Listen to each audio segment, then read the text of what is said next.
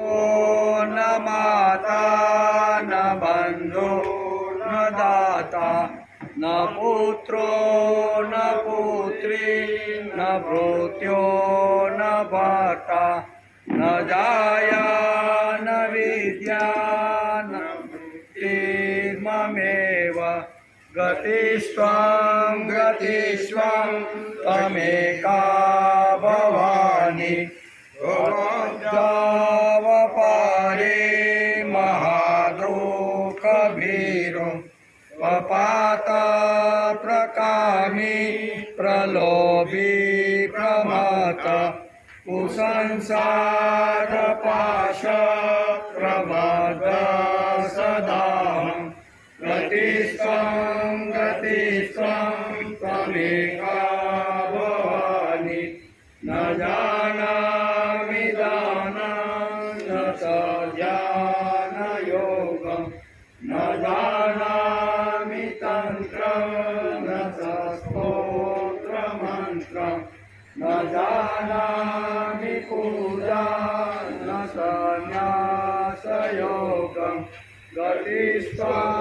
गतिस्त्वं त्वमेका भवानि न जानामि पुण्यं न जानामि तीर्थं न जानामि मुक्तिलयं वा कदाचित् न जानामि भक्तिव्रतं वापि माता गतिस्त्वं त्वमेका भवानि कुकर्मी कुसंगी कुबुद्धि कुदास कुलाचारहीन कदाचारलीन कुदृष्टि कुवाक्य प्रबन्ध सदाहं गतिस्त्वं त्वमेका भवानि ब्रजेशं रमेशं महेशं सुरेशं दिनेशं निशीथेश्वरं वा कदाचित् न जानामि चान्यत् सदाहं शरण्ये गतिस्त्वं त्वमेका भवानि विवादे विषादे प्रवासे जले पर्वते शत्रुमध्ये अरण्ये शरण्ये सदा मां प्रपाहि गतिस्त्वं त्वमेका भवानि अनाथो दरिद्रो जरारोगयुक्तो महाक्षीणदीनं सदा दायवक्त्र विपत्तो प्रविष्टा प्रणष्टा सदाहं गतिस्त्वं त्वमेका भवानि गतिस्त्वं त्वमेका भवानि ओम ओम ओम ओम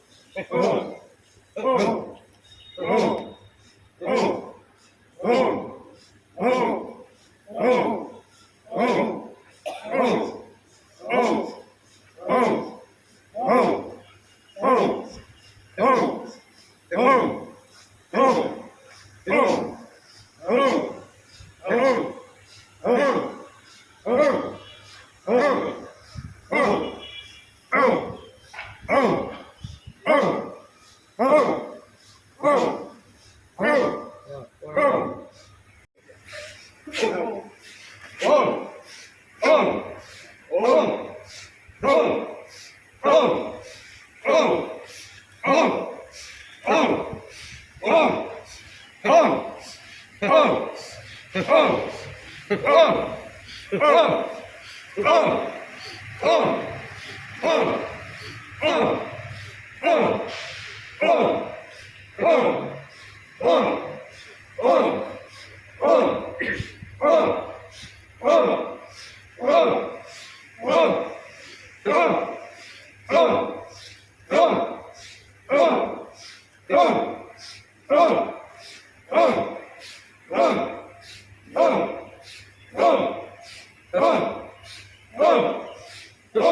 प्राप्य पुण्यकृतां लोकान् प्राप्य पुण्यकृतां लोकान् प्राप्य पुण्यकृतां लोकान् प्राप्य पुण्यकृता लोकान् उषित्वा शाश्वती समा दूषित्वा शाश्वती समा उषित्वा शाश्वती समा दूषित्वा शाश्वती समा प्राप्य पुण्यकृता लोकान् उषित्वा शाश्वती समा प्राप्य पुण्यकृता लोकान् दूषित्वा शाश्वती समा शुचीनां श्रीमतां गेहे सुशीनां श्रीमन्तागे शुचीनां श्रीमतां गेहे सुशीनां श्रीमतागे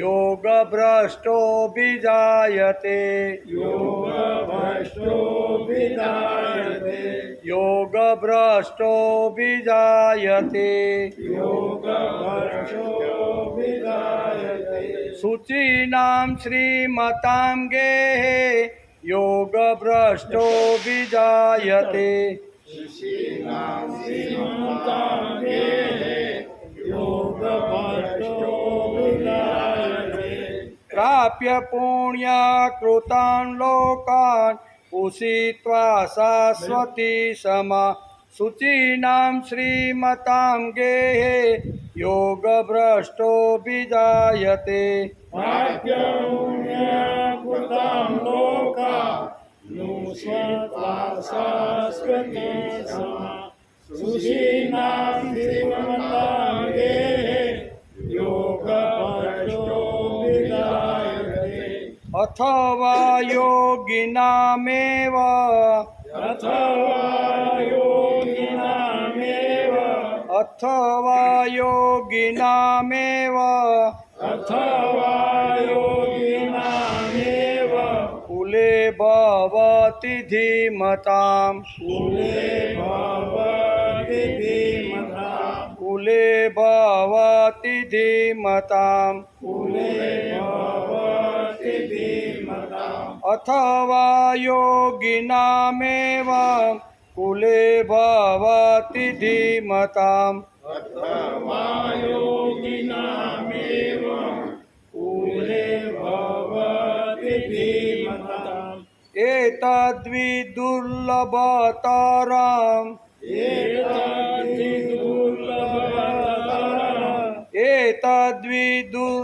एतद्विदुर्लभतरम्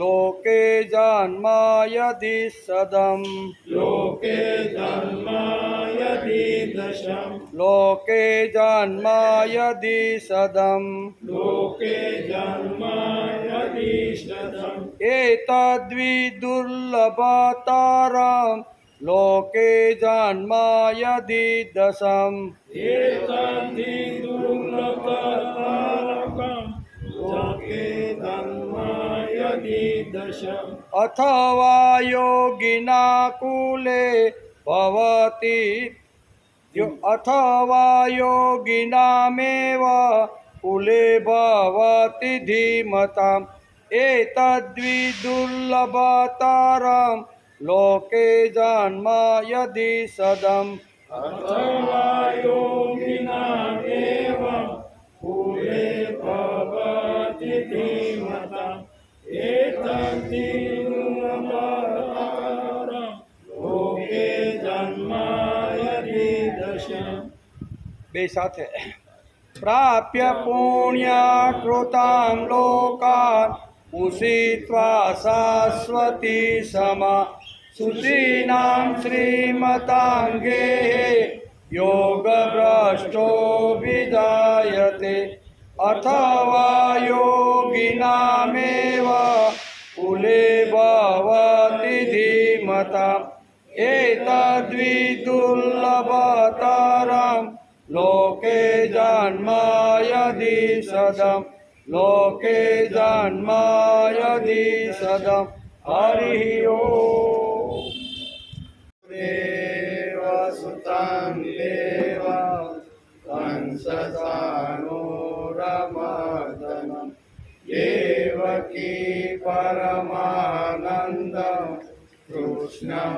वन्दे जगद्गुरु गुरुर्ब्रह्मा गुरुर्विष्णु गुरुर्देवो महेश्वर गुरु साक्षात् परब्रह्म तस्मै श्री गुरुवे नमः नारायणं नमस्तुभ्यं नरं देव नरोत्तमं देवी सरस्वती व्यास ततो जयमुदीरये ततो जयमुदीरये।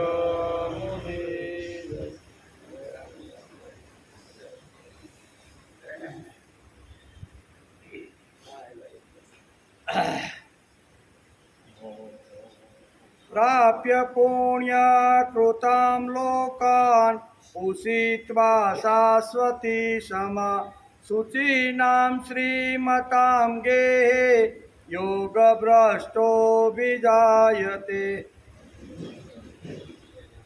તે યોગભ્રષ્ટ પુણ્યશાળીઓના લોકને યોગભ્રષ્ટ પુણ્યકૃતમ એટલે કે તે યોગભ્રષ્ટ પુણ્યશાળીઓના લોકોને પામીને અને શાશ્વતી સમ ઉચિતવા ત્યાં ઘણા વર્ષો સુધી નિવાસ કરીને પછી અહીં શુચિમ શ્રીમંતામ ગેહે અભિજાયતે ઘણા સમય સુધી સ્વર્ગમાં રહી સુખ સગવડતા ભોગવી અને એ જીવ પાછો પૃથ્વીલોક ઉપર આવી અને શ્રીમંતના ઘેરે જન્મ ધારણ કરે છે. અર્જુનનો જે પ્રશ્ન હતો ને જબરજસ્ત પ્રશ્ન એનો ભગવાન આ શ્લોકમાં જવાબ આપે છે કે ભગવાન તમારા માટે પ્રયત્ન કરે છે, તમારા માટે રાત દિવસ તમારું નામ લઈને જગમાં ફરે છે, પણ જગના લોકોએ એની સાથે તંતુ તોડી નાખ્યો છે. તો આવો છીનભીન તો નહીં થઈ જતો હોય ને, ત્યારે ભગવાન એને આ જવાબ આપ્યો, છીનભીન થતો નથી. હું શું કહે છે? પ્રાપ્ય પુણ્ય કૃતમ, આવા પુણ્યકારી કર્મ કરી અને જીવ જ્યારે મારી પાસે આવે છે ત્યારે તેને ઉત્તમ લોકની અંદર હું મોકલું છું, અને ઉત્તમ લોકની અંદર જે કાંઈ ભોગો હોય એ બધા ભોગો એના પૂર્ણ થાય અને પછી પૃથ્વી ઉપર પાછો એને શુચિનામ શ્રીમંતામ ગેહે યોગ ભ્રષ્ટો બી જાય છે. શું કહે છે ભગવાન? એમ કહ્યું શુચિનામ શ્રીમંતામ ગેહે યોગ ભ્રષ્ટો બી જાય છે. યોગ ભ્રષ્ટથી થયેલો જીવ પ્રભુ કાર્ય કરતો કરતો મૃત્યુ પામે છે, તો એને પાછો નવો જન્મ પવિત્ર વિદ્વાન કુળની અંદર અથવા ધનવાન લોકોના ઘરે હું જન્મ આપું. બહુ સરસ ભગવાને અર્જુનના મનનો જે સંશય હતો ને એ આ શ્લોકમાં સમજાવી દીધો. શ્રીમદ ભગવદ્ ગીતા ચિંતન શરૂ થયું અને 329મો દિવસ, બરોબર. શનિવારે આપણે 6ઠા અધ્યાયના 40 શ્લોકને નમસ્કાર કર્યા. હે કૃપાનંદન, એ માણસનો ન તો આ લોકમાં અને ન તો પરલોકમાં વિનાશ થાય છે, કેમ કે હે વહાલા અર્જુન, કલ્યાણકારી કામ કરનાર કોઈ પણ મનુષ્ય દુર્ગતિને પામતો નથી. બરાબર. એમાં 40મા શ્લોકમાં ભગવાને કીધું, 41 શ્લોકમાં આગળ એનું વર્ણન કરે છે કે આ જે મહાત્મા છે, જે પરમ તત્વ પવિત્ર તત્વ જ્યારે કામ કરીને મારી પાસે આવે છે, ત્યારે 41મા શ્લોકમાં ભગવાન પણ આગળ આ વાત સમજાવીને અર્જુનને કહે છે, આ જગતને જેની આવશ્યકતા છે તે ગીતા જ પૂરી કરી શકશે. તેથી જ ગીતા ધર્મ માનવ ધર્મ થઈ શકે છે. માનવનો જો ધર્મ કરવો હોય તો દુનિયાની અંદર એકમાત્ર શાસ્ત્ર એવું છે, ગીતા શાસ્ત્ર, કે જે માનવ ધર્મ થઈ શકે છે. આપણે શનિવારે જોતા હતા કે જગત ઉપર વિજ્ઞાનનો આ ઘણો મોટો ઉપકાર છે. આ જગત ઉપર જે વિજ્ઞાન આવ્યું ને એનો ઘણો મોટો ઉપકાર છે. એ આપણે શનિવારે સમજવાનો પ્રયત્ન કરતા. શા માટે? તો કે વિજ્ઞાને માણસને એકદમ નજીક લાવવાનો પ્રયત્ન કરી દીધો. અમેરિકા ભલે ને અહીંથી 10,000 કિલોમીટર કે 7,000 કિલોમીટર દૂર હોય પણ એને નજીક લાવી દીધું કે નહીં? આ વિજ્ઞાને કામ કર્યું છે. એટલે વિજ્ઞાને ઘણું જગતની અંદર સારું કામ કર્યું છે. આ જગતને જેની આવશ્યકતા છે તે ગીતા જ પૂરી પાડી શકે છે. આપણે શનિવારે જોતા હતા કે જગત ઉપર વિજ્ઞાનનો આ ઉપકાર છે. વિજ્ઞાનને તો પોતાનું કામ કર્યું જ, હવે આપણે આપણું કામ કરવાનું છે. વિજ્ઞાનનું જે કાંઈ સંશોધનો કર્યા અને એમાંથી માણસને જે ભૌતિક સુવિધાઓ જે મળી એ વિજ્ઞાને તો માણસને આપી દીધી છે. તેથી હવે જ્ઞાને પોતાનું કામ કરવાનું બાકી છે. હવે બુદ્ધિ એ તેનો સદવ્યય કરવાનો છે. જો બુદ્ધિ એનો સદવ્યય ન કરે તો વિજ્ઞાન ધ્વંસનું કાર્ય કરવા માટે તો ઊભું છે. સારા વિચારો મગજમાં કોઈના ન જાય અને એકાદ જો ખરાબ મગજમાં કોઈને વિચાર આવી ગયો અને અણુનો વિસ્ફોટ કર્યો તો આખી પૃથ્વી ખલાસ થઈ જાય છે. એટલે હવે કામ કેવું કરવાનું છે? તો કે માણસની બુદ્ધિ આડી હવળી ન થાય, ખોટે રસ્તે ન જાય, લોકોને અથવા જગતને નુકસાન ન કરે એવી રીતના પ્રયોગો ન કરે, એના માટે બુદ્ધિને તેજ કરવાની જરૂર છે. એમ થશે તો એક દિવસ વિજ્ઞાન આખી માનવજાતનો ધ્વંસ કરી નાખશે. કોઈના મગજમાં આવી ગયું, કારણ કે બધા પાસે અણુબોમ્બ છે. અણુબોમ્બનું હમણાં લિસ્ટ આવ્યું કે દુનિયા પાસે કયા દેશની પાસે કેટલા અણુબોમ્બ છે ને એનું આખું લિસ્ટ હમણાં આવ્યું છે. હવે અણુબોમ્બમાં એટલી તાકાત છે ને, એક બોમ્બ જો ફોકે ને તો આખું ભારત ખલાસ થઈ જાય. કોઈની પાસે 7 છે, કોઈની પાસે 15 છે, કોઈની પાસે 20 છે, કોઈની પાસે 22 છે. અલગ અલગ દેશો પાસે આ અણુબોમ્બ પડેલા છે. એનું આખું લિસ્ટ હમણાં બહુ સરસ અહીં વોટ્સઅપ ઉપર આવ્યું હતું. તો એ કહેવાનો અર્થ કે એક અણુબોમ્બની અંદર એટલી મોટી તાકાત છે, એ કોઈની બુદ્ધિમાં જો ગડબડ ઊભી થઈ અને કોઈએ આવો પ્રયોગ કર્યો તો આખી પૃથ્વી ક્ષણના 6 ભાગની અંદર આખી પૃથ્વીનો નાશ થઈ જાય છે. તેથી જ્ઞાનની ખૂબ જ આવશ્યકતા છે. વિજ્ઞાને પોતાનું કામ તો કરી દીધું, માનવજાતને એકદમ નજીક લાવવાનો પ્રયત્ન કરી દીધો, બરાબર, અને જગતની અંદર ઘણું બધું વિજ્ઞાને ઊભું કરવાનું કામ કર્યું છે. જગતના મહાન વિચારકો અને તત્વવિચકો સારી રીતે સમજે છે અને તેથી તેઓ જગતને ધ્વંસ નાશમાંથી ઉગારી લેવા પ્રયત્ન કરે છે. અને એના માટે આખા દુનિયા છે ને આખી, એના ઘણા બધા 200 દેશ કરતાં ઉપર દેશો છે આ પૃથ્વી ઉપર. તો એ બધા દેશોનું એક સંગઠન થયું અને બધા દેશોના પ્રતિનિધિ બધા ભેગા થયા કે ભાઈ આટલા બધા અણુબોમ્બ બધા દેશો પાસે છે, કોઈનું મગજ ફાટેલું હોય અને કોઈ એકાદો પ્રયોગ કરે તો આખી પૃથ્વીનો વિનાશ થઈ જાય. તેથી આપણે કાંઈક વિચારવું જોઈએ. એમ દુનિયાના બધા જે બુદ્ધિમાન જે લોકો હતા એ એક દિવસ એની ભેગા થયા અને કે આપણે એક સંસ્થા એવી બનાવી કે એની પાસે આખી દુનિયાનો બધાનો કંટ્રોલ હોય, બરાબર, અને એ બધા ભેગા થયા અને સંસ્થા આખી ઊભી કરી. એનું નામ છે યુનો. કેવું? United Nation Organization. એના અંગ્રેજીમાં શું કે એટલે કે યુનાઇટેડ નેશન ઓર્ગેનાઇઝેશન. આ આખી એક સંસ્થા ઊભી થઈ અને બધા દેશના પ્રતિનિધિઓ એની અંદર હતા, બરાબર. અને 15 વર્ષ પહેલાં ભારતનું નામ તો ત્યાં હતું જ નહીં. એ સંસ્થાની અંદર ભારતને સ્થાન આપવામાં આવ્યું કે ભારતમાં એવો કોઈ બુદ્ધિશાળી માણસ નથી કે જે આ યુનોની અંદર ભાગ લઈ શકે. હમણાં આ લોકોએ ભારતને એમાં પ્રતિનિધિત્વ આપી દીધું કે ભારત પણ આ યુનોની અંદર પ્રતિનિધિ તરીકે થઈને અમને માર્ગદર્શન આપે છે. કહેવાનો અર્થ કે આપણું નામ નિશાન પણ ક્યાંય નહોતું ભારતવાળાનું, બરાબર. તો આવો એક યુનો છે. એ યુનોની અંદર એનો કંટ્રોલ આખે દુનિયાના જે દેશો છે ને એ બધા દેશોનો કંટ્રોલ આ યુનોની અંદરથી પાવર બધો વપરાય. એટલે એ એનો કંટ્રોલ કરે છે. નહીંતર આગળ આ ઈરાન અને અમેરિકાના જે યુદ્ધ થઈ ગયા, અમેરિકા એક જ બોમ્બ જો ત્યાં જઈને ફેંકી જાય તો આખા ઈરાનને ખલાસ કરી નાખે, પણ એ કરી શકતા નથી. એનું કારણ શું છે? યુનોની અંદર આખી સંસ્થા છે કે જે કંટ્રોલ કરાવે છે. તેથી નાશમાંથી ઘણીવાર ઉગારી લેવા માટે આવા મહાન તત્વજ્ઞો ભેગા થઈ અને આવો વિચાર કરતા રહેલા છે. એનું નામ છે યુનો. વિશ્વ રાજ્યસભા અને વિશ્વ ધર્મની હિમાયત આ કરી રહી છે કે વિશ્વને કોઈ પણ રીતે ઉગારવું હોય અને કોઈના મગજમાં આવી ગડમથલ ઊભી ન થવા દેવી હોય તો બુદ્ધિને બરોબર કંટ્રોલમાં રાખવાનો પ્રયત્ન કરજો. દુનિયાના વેલ્સ અને રસેલ નામના ચિંતકો થઈ ગયા. આપણે જેમ ચિંતકો અહીંયા છે શંકરાચાર્ય જેવા, એવા બુદ્ધિમાન લોકો વિદેશની અંદર થયા. એમાં વેલ્સ અને રસેલ નામના ચિંતકો થયા અને તેમના વિચારો શું કહે છે તો કે આ બંને વિદ્વાનોએ તત્વચિંતકોએ વિશ્વસભા માટે જે પ્રકારના ધર્મનું ચિંતન કર્યું છે તે પ્રકારનો કોઈ પણ એક ધર્મ તો હોવો જોઈએ. અને તે ધર્મ આ વેલ્સ અને રસેલ જેવા તત્વચિંતકોએ નક્કી કરીને કીધું કે ભારતની અંદર ભગવાન કૃષ્ણના મુખારવિંદમાંથી જે ગીતા ગવાણી છે એ દુનિયાના લોકોને માર્ગદર્શન આપી. આપણે કીધું નથી. કોણ કહે છે?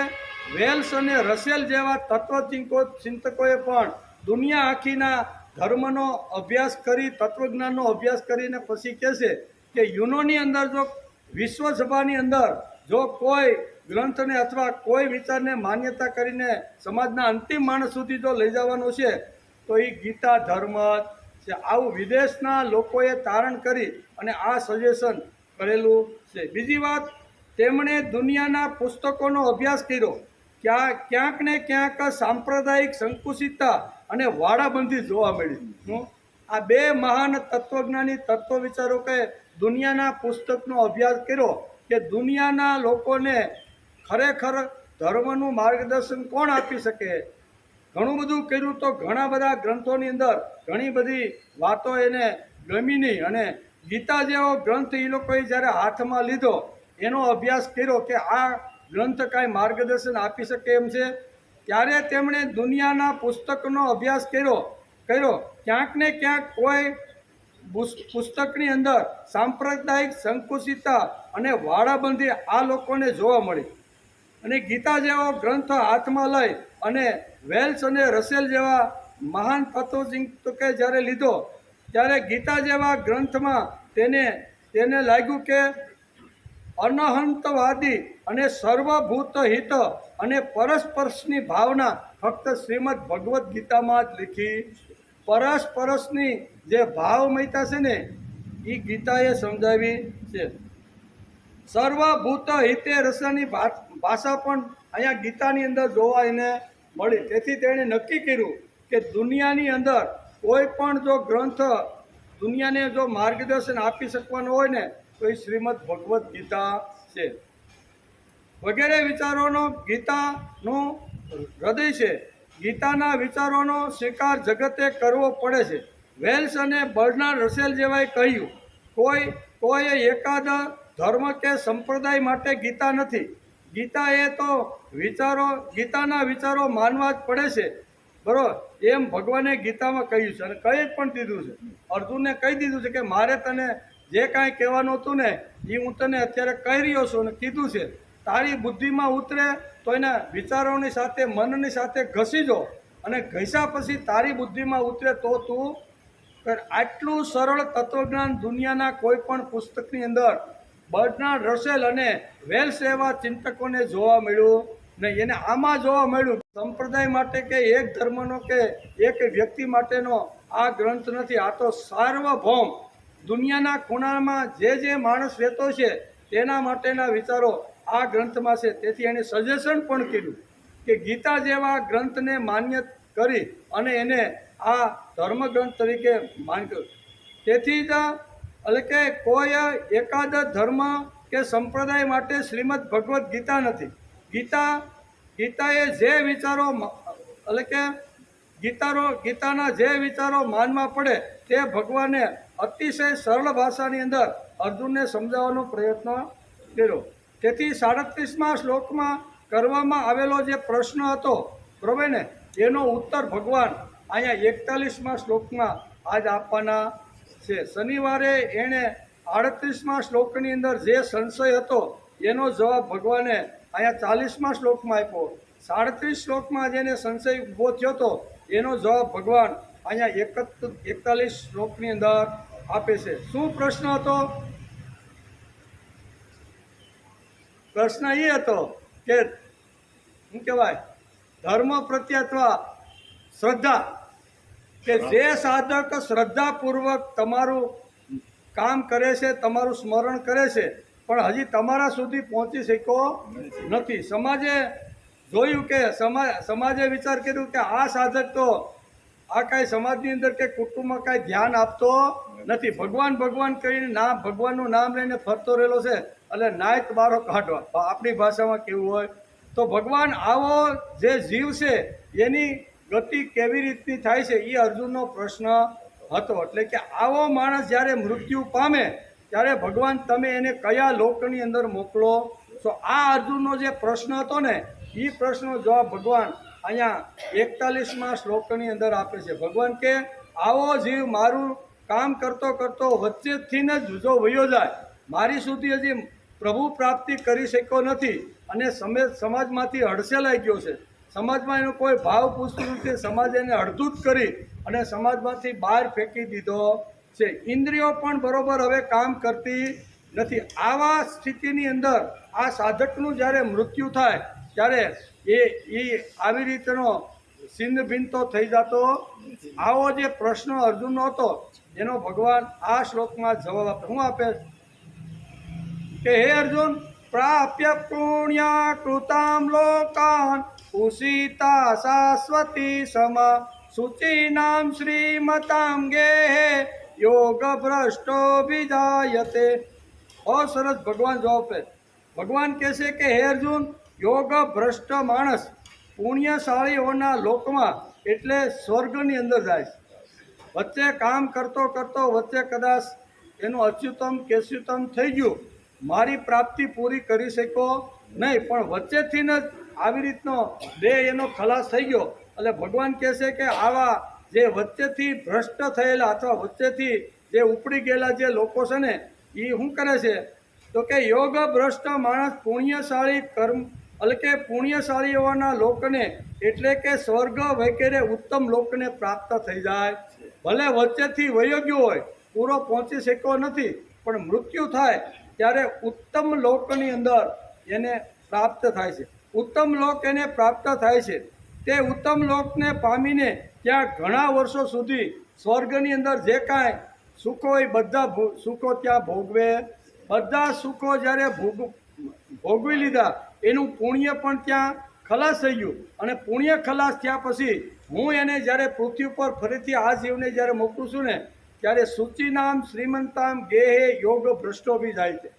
સૂચિનામ એટલે પવિત્ર કુળની અંદર કેવા, ત્યાં બધી જ રીતે સંપત્તિ પણ પવિત્ર, બુદ્ધિમાનો પણ પવિત્ર, આચાર વિચાર જે કાંઈ છે ને એવા પવિત્ર કુળની અંદર હું એનો જન્મ આપું છું. અથવા શું કીધું? અથવા એટલે કદાચ ન્યા ન મળે તો સૂચિનામ શ્રીમંતામ ગેહે યોગ ભ્રષ્ટો ભી એવા ધનવાન કુળની અંદર જન્મ આપું છું કે જેને જન્મા પછી કાંઈ પ્રયત્ન કે પુરુષાર્થ કરવો પડતો. આ એનું પરિણામ બતાવ્યું ભગવાને. જે 37-38 શ્લોકની અંદર જે કાંઈ અર્જુનના મનમાં જે કાંઈ સંશય ઊભો થયો હતો અથવા શંકાઓ જે ભગવાનની સામે એને પ્રદર્શિત કરી હતી એ 40 અને 41 બે શ્લોકની અંદર ભગવાન અર્જુનને આ જવાબ આપે છે. એટલે ઘણીવાર આ આપણને લાગુ પડતું હોય છે, કારણ કે આપણે ઘણા લોકોને કહીને હાલો ને ગીતા સાંભળવા અથવા હાલો ને ભાગવત કથામાં હાલો ના, એ કે ભાઈ હવે અટાણ સુધી 80 વર્ષ સુધી જ્ઞાન એને હવે હું દાવાનું કે કઈ ઘણીવાર તો આ એના માટેનો શ્લોક છે. ભગવાન કહે છે કદાચ 80મા વર્ષે કામ લાગે અને 5 વર્ષ કામ કર્યા પછી અસ્યુતમ કેસ્યુતમ થઈ ગયું હોય તો 5 વર્ષનું જે પુણ્યકારિક જે કર્મ છે ને એ એની જોડે આવે. ભગવાન કે ફેલ જાતું એ કે હવે હું કે પાકા ઘડે કાંઠા ચડાવવા, જે કાંઈ યુવાનીમાં કર્યું નહીં, હવે કાંઈ કર્યું નહીં, હવે હું અમારે આ બધું સાંભળવું, હવે જે છે એમ જીવવા દો નહીં ને મરવા દો. એ કે અમને હું કે ઘણીવાર આવા જવાબ આપણે સમાજમાંથી આપણે મળતા હોય છે. એવા લોકોને ભગવાન અહીંયા આશ્વાસન આપે છે કે પુણ્ય કર્મ કીધું ને કે પ્રાપ્ય પુણ્ય કૃતમ. જો બહુ સરળ, પ્રાપ્ય એટલે પ્રાપ્ત, પુણ્ય એટલે પુણ્ય, કૃતમ એટલે કર્મ. જે પુણ્ય કર્મ કરતો કરતો જે જીવ મારી પાસે આવે છે એને સૂચિનામ શ્રીમંતામ ગેહે યોગ ભ્રષ્ટો ભી જાય તે. બહુ સરસ ભગવાને કહી દીધું છે. હવે આ આપણા માટે ખરેખર આશ્વાસન, ખૂબ જ મોટામાં મોટું જીવ માટેનું આશ્વાસન છે. તેથી કહે છે ભગવાને કહ્યું પાર્થ નૈવેહ નામૂત્ર દુર્ગતિ તાત ગચ્છતિ. એ આગલા શ્લોકમાં કીધું, કારણ કે બે શ્લોકની અંદર ભગવાને બે રીતે જવાબ આપ્યા છે. ભગવાને કહ્યું કે પાર્થ નૈવેહ નામૂત્ર દુર્ગતિ તાત ગચ્છતિ, કે હે પાર્થ શુભ કર્મ કરવાવાળું કોઈ દી દુર્ગતિ થતી નથી. એમ કે એવું આશ્વાસન 40મા શ્લોકમાં ભગવાને કહ્યું હતું. પછી ભગવાન તેનું પૃથ્થકરણ કરે છે, અને જેમાં પ્રથમ શ્લોક આશ્વાસનક હોવાથી મહત્વનો આપણા આશ્વાસક છે, પણ 40મા શ્લોકની અંદર અહીંયા પાર્થ નૈવેહ નામૂત્ર કહીને ભગવાન બહુ સરસ આશ્વાસન આપે છે. આ જીવનમાં અને આ જગતમાં આપણા જેવા થાયકા પાયકા સંસારી માણસને આ આશ્વાસન આપનારા આ બે શ્લોકો ભગવાને ગીતાના 6ઠા અધ્યાયના 40 અને 41 શ્લોકની અંદર કહ્યા. માણસ થાકે, કંટાળી જાય, ઘણીવાર ક્યાંય શું કહેવાય માણસનું મન લાગતું ન હોય ને, તે એવા સમયે આશ્વાસન આપવાવાળા આ બે શ્લોકો ભગવાને ગીતાની અંદર રાખી મૂક્યા છે. આ જીવનમાં અને જગતમાં આપણા જેવા થાયકા પાયકા સંસારી માણસને આ આશ્વાસન ભગવાને આપેલું છે. ભગવાન કહે છે દીકરા તું ડર નહીં. ભગવાન કહે છે દીકરા તું ડર નહીં, હું છું ને, હું તને જોતો રહેલું છે. દુનિયા ભલે તને અડધૂત કરી અને સમાજમાંથી નાતબારો કાઢે છે, પણ હું તો શાંતિથી આખું જે આ નાટક સમાજની અંદર થતું રહેલું એ બધું હું જોતો રહેલો છું. મારું ધ્યાન છે જ, બરાબર, મારું ધ્યાન તો છે જ. આવા આશ્વાસનની આવશ્યકતા છે. તેથી આ શ્લોક અતિ મહત્વનો છે. થાયકો પાયકો કંટાળેલો માણસ જ્યારે આવી રીતનો થાય અને એને પણ જ્યારે એમ થાય કે હવે ભગવાન અમારું શું થશે, ત્યારે ભગવાન કહેશે તારે ડરવાનું કોઈ કારણ નથી. હું તારી પાછળ ઊભો છું. તારી પાછળ જે લોકો તારા માટે જે કાંઈક ગડબડ કરે છે ને એ બધું હું જોતો રહેલો છું. પણ એ બધા લોકો તો આ જગત પૂરતા છે. અહીંથી ગયા પછી નામ નિશાન એનું રહેવાનું નથી. પણ તારું તો હું જગતમાં જ્યાં સુધી પૃથ્વી ઉપર માનવજાત છે ને ત્યાં સુધી તારી કીર્તિ આ જગતમાં રહેવાની છે. આ બધું હું જોઉં છું. આવા આશ્વાસનની અત્ય આવશ્યક છે. તેથી આ શ્લોક ખૂબ જ મહત્વના છે. ત્યાર પછીની મીમાંસા અથવા જીવન સમીક્ષા ગીતાએ કરી છે 41 શ્લોકમાં. પણ નહીં કલ્યાણ કૃત કચ્છિત દુર્ગતિ તાત ગચ્છતિ. આ શબ્દો કહેવાની કોઈની હિંમત નથી. તે શબ્દ ફક્ત ગીતાકાર જ બોલી શકે. વેદ ખોલો, ઉપનિષદ ખોલો, એણે ઘણું બધું જ્ઞાન, ઘણી બધી ભક્તિ અથવા ઘણી બધી કર્મયોગની ઘણી અલગ અલગ શાસ્ત્રોમાં અલગ અલગ રીતે વર્ણન કર્યું છે. પણ દુનિયાના કોઈ પણ ગ્રંથ ખોલો તો એની અંદર કોઈની તાકાત નથી કે જેણે આ શબ્દ ઉચ્ચાર્યો હોય. ગમે તેટલા શાસ્ત્રો ખોળો, પાને પાનું વીખી નાખો, પણ એમાં આ શબ્દો કોઈ જગ્યાએ મળશે નહીં. કયા શબ્દો? નહીં કલ્યાણ કૃત કચિત દુર્ગતિ તાત ગચ્છતિ. શું કહે છે? પુણ્યશાળી કર્મ કરવાવાળાની ક્યારેય દુર્ગતિ થતી નથી, એમ ભગવાને આ બહુ સ્પષ્ટ કહી દીધું છે. તેથી આ શબ્દો કહેવાની કોઈની હિંમત નથી. તે શબ્દો ફક્ત ગીતાકાર કહે છે. એમ પાંડુરંગ શાસ્ત્રી ઘણીવાર પોતાના પ્રવચનની અંદર આ શ્લોક ઉપર જ્યારે પ્રવચન આપતા હોય છે ને ત્યારે કહે છે કે ભગવાન શ્રી કૃષ્ણના મુખારવિંદમાંથી જ આ શબ્દો નીકળ્યા છે. એ જ એક એવી શક્તિ છે કે એ આ જગતના લોકોને આ રીતે કહે છે. બીજી વાત, મહાન શક્તિ જ્યારે માનવી રૂપ લઈને આવી ત્યારે તેમણે આ આશ્વાસન આપ્યું છે. હું આખા ઉત્પત્તિ, સ્થિતિ અને લય કરવાવાળા ભગવાન આ જગતની અંદર માનવ શરીર ધારણ કરીને આવ્યા અને એ વખતે આ આશ્વાસનનો ધોધ અર્જુનને નિમિત્ત બનાવીને કુરુક્ષેત્રના મેદાનમાં ભગવાને આશ્વાસનો આપેલા છે. તેથી મહાન શક્તિ જ્યારે માનવી રૂપ લઈને આવી ત્યારે તેમણે આ આશ્વાસન આપ્યું છે. તેથી આ આશ્વાસનનો અર્થ છે, માનવી માટે આશ્વાસનનો અર્થ છે. ત્યાર પછી યોગ સંસિદ્ધ અપ્રાપ્ય, આવા જ શ્રદ્ધાવાન પ્રયત્નશીલ પણ જેના સાધનો ઓછા પડ્યા છે, યોગ સંસિદ્ધિ મળી નહીં તેવા જીવોનું શું થાય? એવો જે પ્રશ્ન અર્જુનનો હતો ને, એ પ્રશ્નનો જવાબ આ 40 અને 41 શ્લોકની અંદર અહીંયા ભગવાન પોતાના સ્વમુખે આપે છે. તેના માટે ભગવાન આ શ્લોકમાં જવાબ આપતા કહે છે કે આવા યોગ ભ્રષ્ટ જીવો પુણ્ય કૃતામ લોકા, શું કહે છે? પહેલો શબ્દ હોય પુણ્યાન પ્રાપ્ય પુણ્ય કૃતામ લોકાન, આવો શબ્દ ભગવાને વાપર્યો છે. પુણ્યશાળી લોકોમાં પહોંચી જાય. આવા લોકો જ્યારે વચ્ચેથી પણ કામ કરતાં કરતાં શક્તિ ઓછી પડે અને કામ કરતાં કરતાં અસ્યુતમ કેસ્યુતમ થઈ ગયો, પૂરું કામ કરી શકો નહીં, તો એવા લોકો ક્યાં જાય છે?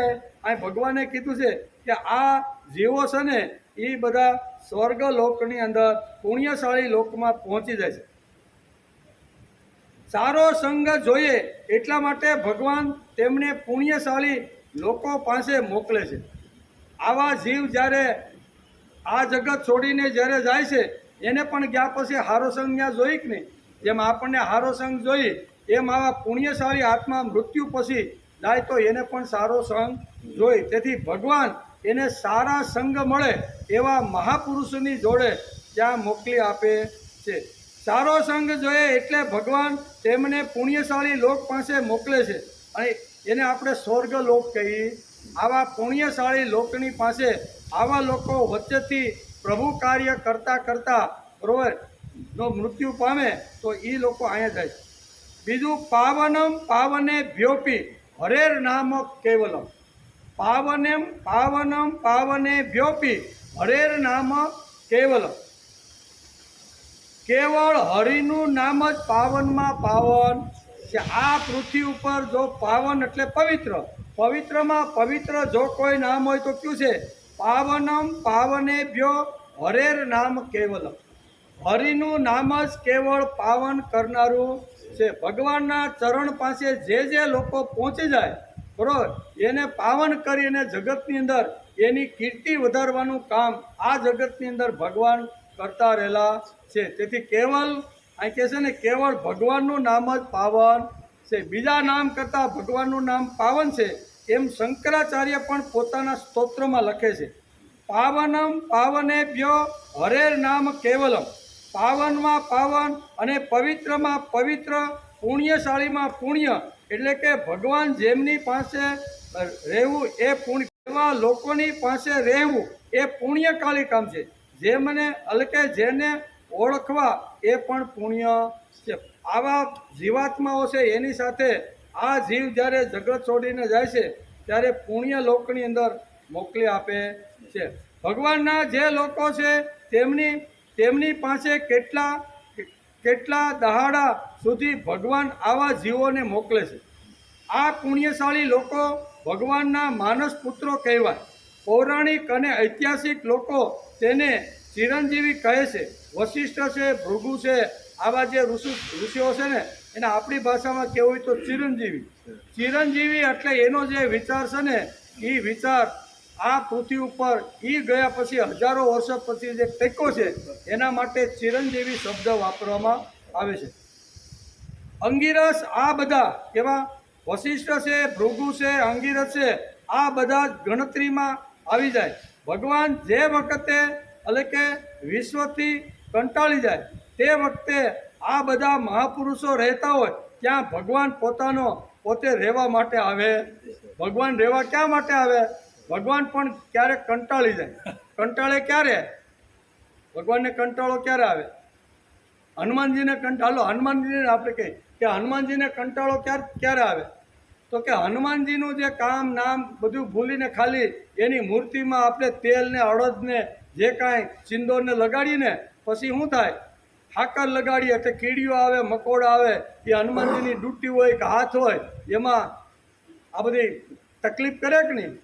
ત્યારે ભગવાનને તકલીફ થાય કે ભગવાન કે આ બાળક કેવા છે બધા, મારે મેં જે કીધું હતું જે કરવાનું હતું એ કર્યા વગર આ ચિંદોર અને તેલ લઈ અને આ ગળી વસ્તુ લઈને એટલું બધું શરીર ઉપર લગાડે છે ને કાંઈ માખી કીડીઓ ને મકોડા એટલા મને સટકા ભરે છે ને એટલે હવે છોડો એ કેવું છે એટલે કે ભગવાન જ્યારે કંટાળી જાય છે ને ત્યારે ભગવાનને એમ થાય છે કે હવે અહીંથી છોડીને મારે ક્યાંક જવું જોઈએ. ક્યાં જાય તો કે પુણ્ય લોકની અંદર આવા મહાત્માઓ છે, વશિષ્ઠ છે, ભૃગુ છે, આવી રીતના જે છે ને એવા લોકોની વચ્ચે જઈને ભગવાન કે હાલો હું તમારી જોડે થોડીક વાર રમત કરવા માટે મળવા માટે આવ્યો છું.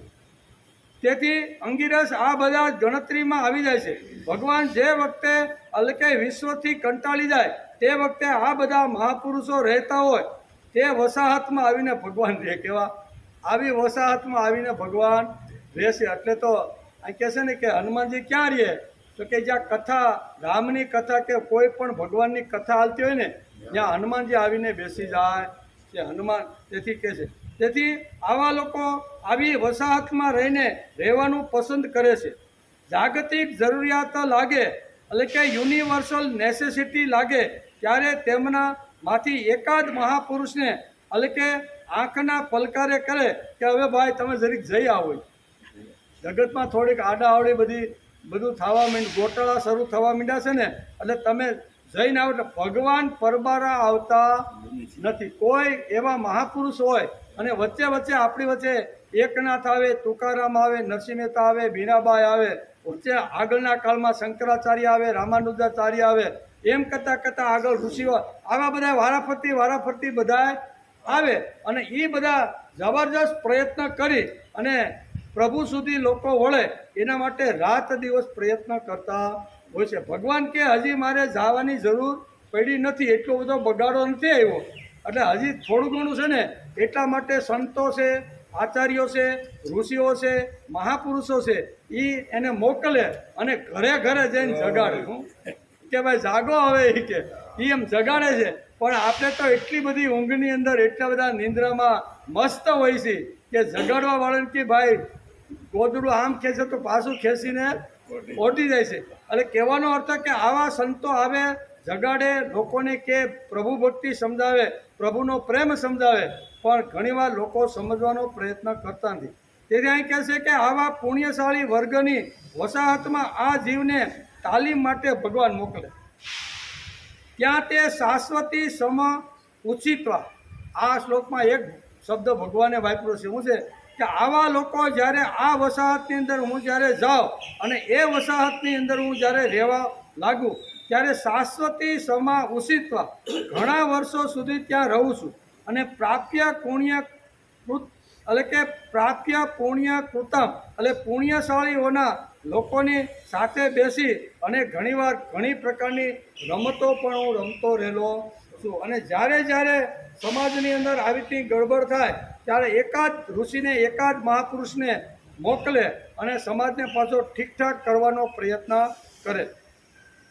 તે ભ્રમને પામીને અને ત્યાં ઘણા વર્ષો સુધી નિવાસ કરીને પછી અહીં શુદ્ધ મમતા રહિત શ્રીમાન લોકોના ઘરે જન્મે. ભગવાને શું કહી દીધું? હાલ શુચિનામ શ્રીમંતામ દેહ યોગ ભ્રષ્ટોવી જાય છે. પ્રભુ કાર્ય કરવા, સત્કર્મ જે કરવાવાળો છે, યજ્ઞીય કામ કરવાવાળો છે એનો ક્યારેય વિનાશ થતો નથી. તો શું થાય? અર્જુન ભગવાન વિનાશ ન થાય તો શું થાય? તો કે ભગવાન કહે છે કે આવા પુણ્યશાળી લોક છે એ અહીંયા શાશ્વત કાળ સુધી સ્વર્ગની અંદર રહે, એનું પુણ્ય જ્યાં સુધી હોય ત્યાં સુધી ભોગવે અને મજા મનોરંજન કરે અને પછી એનું પુણ્ય ખલાસ થાય છે ત્યારે શુચિનામ શ્રીમંતામ ગે યોગ ભ્રષ્ટો બી જાય છે. 41મા શ્લોકની બીજી લીટીમાં ભગવાને આ વાત અર્જુનને સમજાવી. એ વાદળાની જેમ છિન્ન ભિન્ન થઈ જતો નથી. એનો પ્રશ્ન હતો ને કે આવો પ્રયત્નશીલ માણસ જે હોય બરાબર, લોકોએ જેને દૂર કરી નાખ્યો હોય એની તો શું છે ધોબીના કૂતરા જેવી સ્થિતિ થાય ભગવાન, ઘરનો નહીં. અને તો આવા લોકો જ્યારે મૃત્યુ પામે છે ત્યારે શું થાય છે એનો જવાબ ભગવાન આ શ્લોકની અંદર શું કહે છે? શુચિનામ શ્રીમંતામ ગેહે યોગ ભ્રષ્ટો બી જાય. શુચિ એટલે પવિત્ર કુળમાં, જ્યાં હંમેશા બધા પવિત્ર કુળ, ઉચ્ચ જાતિનું કુળ હોય ને, જ્યાં બધા સંસ્કારિત હોય છે એવા કુળની અંદર ભગવાન કે હું એનો જન્મ આપું છું. અથવા ત્યાં જો એનો જન્મ ન આપું તો બીજી એક જગ્યા પણ છે, શ્રીમંતામ ગેહે યોગ ભ્રષ્ટો બીજાય. શ્રીમંત લોકો, ગર્ભ શ્રીમંત હોય છે ને, એમને ત્યાં હું એનો જન્મ આપું છું. એટલે કરેલું ફોગટ જાય? કરેલું કોઈ દી ફોગટ જાતું નથી. આ ગીતા આપણને સમજાવે છે. કર્યા વગર કાંઈ મળતું નથી, મફતનું લઈશ નહીં. કામ કરવાની તારામાં શક્તિ છે, લઘુ ગ્રંથિ બાંધીશ નહીં. કામ કરતો જા, હાંક મારતો જા, મદદ તૈયાર છે, તું વિશ્વાસ બિલકુલ ગુમાવતો ને. આ ભગવાને શ્રીમદ ભગવદ્ ગીતામાં આશ્વાસનો જે આપણે આપેલા છે ને, એ જબરજસ્ત આશ્વાસનો છે. તેથી આ 2 શ્લોક છે ને, એ સાધક માટે ખૂબ જ આશ્વાસક છે. કારણ કે સાધકને ઘણીવાર થાય કે 5-5, 10-10 વર્ષથી 20 વર્ષથી કામ કરી છે, હવે તો થાકી ગયો, મૂકો આને, હવે આપણે કાંઈ કરવું. એમ કરીને જ્યારે થાકી જાય છે, ત્યારે અર્જુન જેવા મહાપુરુષ ભગવાનને પૂછે છે કે આવો જીવ જ્યારે સમાજમાં કંટાળી જાય, થાકી જાય, તમારું કામ એણે ખૂબ કર્યું, ઘણા વર્ષો સુધી કર્યું, પણ હવે એ કામ કરી શકતો નથી અથવા કામથી અળગો થઈ ગયો છે. એ માણસ જ્યારે મૃત્યુ પામે ત્યારે શું થાય? એ કે કરેલું જેટલું આગળનું છે એ કોઈથી ફેલ જવાનું નથી. અત્યારે ભલે ન કરતો હોય પણ આગળનું એનું પુણ્યકૃત કર્મ, પુણ્યકૃત શબ્દ વાપર્યો છે ભગવાન. કેવો? પુણ્યકૃત. આવું પુણ્યકૃત કરેલું જે કર્મ છે ને, એ કર્મને હું ક્યારેય ફેલ થવા દેતો નથી. સુશીનામ શ્રીમંતામ ગે યોગ ભ્રષ્ટો બી જાય છે. હવે આથી મોટું આશ્વાસન આપણે બીજે ક્યાંથી મળે ભાઈ? આ જગતમાં આવું આશ્વાસન અત્યાર સુધીમાં કોઈ આપ્યું. દીકરા, તારે મૂંઝાવાની જરૂર નથી. અત્યાર સુધી ભલે તે ખરાબ કામો કર્યા, તને એમ લાગ્યું છે કે મારાથી ઘણા બધા આવી રીતના ન કરવાના કામ, પાપવાળા કર્મ થયા હશે. અને એ બધું છોડીને જ્યારે જીવ ભગવાનની પાસે જઈને કહે છે, ભગવાન, અત્યાર સુધી ઘણા બધા ખરાબ કામ મારા હાથથી થઈ ગયા છે, ન કરવાના કામો બધા કર્યા છે, પણ હવે હું સંકલ્પ કરું છું કે હવેથી હું આવું ખરાબ કામ કરીશ નહીં. હું તમારા ચરણે આવ્યો છું, તમે મારો ઉદ્ધાર, કે તમે મને આવી રીતનું કરો છે. અને ભગવાન કહે છે, કાંઈ વાંધો નહીં દીકરા, તું એકવાર મારા શરણે આવી ગયો છે ને, એટલે હવે તારા આગળના જેટલા કાંઈ પાપ કર્મો છે ને, એ બધા સ્વચ્છ કરી અને સૂચિનામ શ્રીમંતામ ગે યોગ ભ્રષ્ટો બી કામે લાગી જાય એકવાર. અને કામ કરતો કરતો પાછો મારી પાસે આવીશ ને, ત્યારે આવા લોકોની અંદર હું તને જન્મ આપીશ. આમ કરીને ભગવાન આ શ્લોકમાં બહુ સરસ આશ્વાસનના શ્લોકો છે. બે શું કહેવાય, આ ગળે બાંધીને લટકાડીને દુનિયા આખીને કહેવા જેવા. બરોબર? આપણે પણ ઘેરે જઈને પાકા કરી લેજો આ 2 શ્લોક ઘેરે. વાત આલે છે શ્રીમદ ભગવદ્ ગીતા અધ્યાય 6, 41મો શ્લોક. 37-38 શ્લોકમાં અર્જુનની જે કાંઈ શંકાઓ હતી અથવા કાંઈ સમસ્યા અથવા એના કાંઈ જે પ્રશ્ન હતા ને 2 શ્લોકમાં, એ ભગવાન 40 અને 41માં એનો જવાબ આપે છે કે ભાઈ, સત્કર્મ કરવાવાળાની કોઈ દી દુર્ગતિ થતી નથી. ભલે જેટલું કર્મ કર્યું છે એ પ્રમાણે હું એને આવી રીતનું પદ આપું છું. એમ કરીને ભગવાન આ 2 શ્લોકની અંદર આશ્વાસન તરીકે આપે છે. શું કહે છે? પ્રાપ્ય પુણ્ય કૃતામ લોકાન ઉષિત્વા શાશ્વતી ક્ષમા શુચિનામ શ્રીમતામ ગે યોગ ભ્રષ્ટો વિજાયતે. હે અર્જુન, યોગ ભ્રષ્ટ પુણ્યશાળીઓ લોકોને પામીને અને ત્યાં ઘણા વર્ષો સુધી નિવાસ કરીને પછી અહીં શુદ્ધ એટલે કે મમતા રહિત શ્રીમાન લોકોના ઘરે જન્મ ધારણ કરે છે. આ ભગવાને આશ્વાસન આપી દીધું. એનો વિચાર આપણે કરીશું. તે યોગ ભ્રષ્ટ જીવ પુણ્યશાળીઓના લોકને પામીને અને ત્યાં ઘણા વર્ષો સુધી નિવાસ કરીને પછી અહીં શુદ્ધ મમતા રહિત શ્રીમાન એટલે કે વૈભવની ટોચ ઉપર બેઠેલા જે લોકો છે એના ઘરે જન્મ ધારણ કરે છે. આ શ્લોકમાં ભગવાન કહે છે, શુચિનામ શ્રીમંતામ ગે યોગ ભ્રષ્ટો બી જાય છે. એમ બીજી કડીમાં ભગવાન કહે છે, તે યોગ ભ્રષ્ટ શુદ્ધ મમતા રહિત શ્રીમાન લોકોના ઘરે જન્મ ધારણ કરે છે. ગીતાકાર કહે છે કે આ જન્મમાં અભ્યાસ કર્યો હશે તો બીજા જન્મે એ શુચિ શ્રીમાન થઈને જન્મ ધારણ કરશે. આ લોકની અંદર અથવા આ જન્મની અંદર જેણે સારો અભ્યાસ કર્યો છે એ અભ્યાસ કોઈ દિવસ ફેલ જતો નથી. એ અભ્યાસ આ જન્મમાં કદાચ ફળ ન આપે તો આવતા જન્મની અંદર અહીંયા એનો ફળ મળતું રહેલું છે. તેથી ગીતાકાર કહે છે કે આ જન્મનો અભ્યાસ કર્યો છે તો બીજા જન્મે તે સૂચિ શ્રીમાન થશે. કેવો? સૂચિ શ્રીમાન. શ્રીમાન જુદો 3 પ્રકારના આ ગીતાકારે વર્ણન કર્યું છે, બરોબર? કે શ્રીમાન જુદો 3 શ્રીમંતના પ્રકાર શાસ્ત્રકારોએ પાડ્યા છે.